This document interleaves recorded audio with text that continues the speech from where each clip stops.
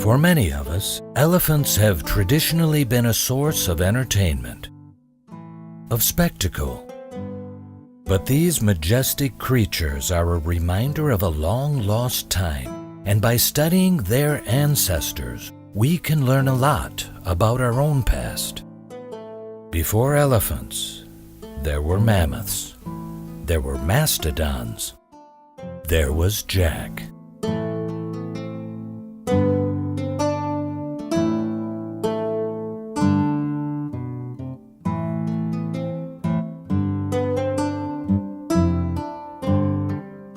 Our first word of this site was when one of the teachers at the Fowler Center was taking one of his classes for a sort of nature walk, found some bones, and sent an email reporting them. Seth is part of our alternative learning program, and he just was out with the kids. They do daily activities, some in the classroom, some out on the grounds, and they were in the creek, and they kind of stumbled across it in 2014, and he was just ecstatic.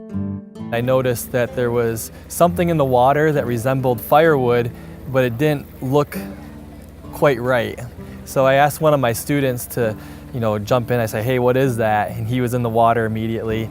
He grabbed it, and we found out it was a bone. And it was a very large bone. He reached into some weeds and actually pulled out a caudal vertebrae, which was in beautiful condition.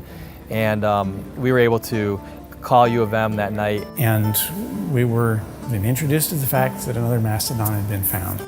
Often we respond immediately. Often you have to respond immediately, particularly when sites are being discovered during active construction work. Either you do something now or it doesn't get done. This site was different though.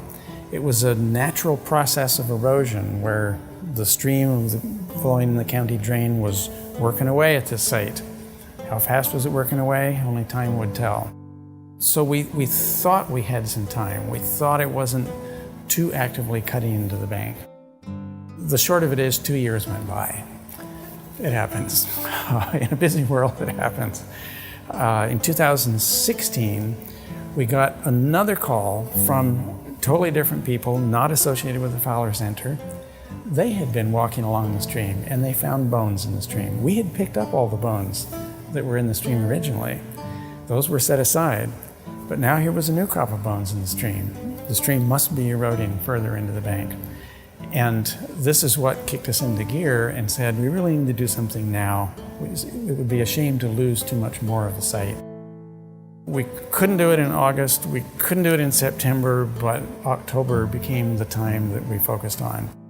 It was some weeks after the end of the excavation when I got another email from someone who had a cabin on Cat Lake, and in 2011, 3 years before the original 2014 notice of the site, their kids had gone downstream and had found bones. They had tried to contact someone at the time, hadn't been able to arouse interest in the particular places they had asked, and so they just retained the material. But they were happy now to contribute their bones from 2011 to our knowledge of this animal. This animal was discovered independently 3 times. and that's just an extra interesting wrinkle on its history.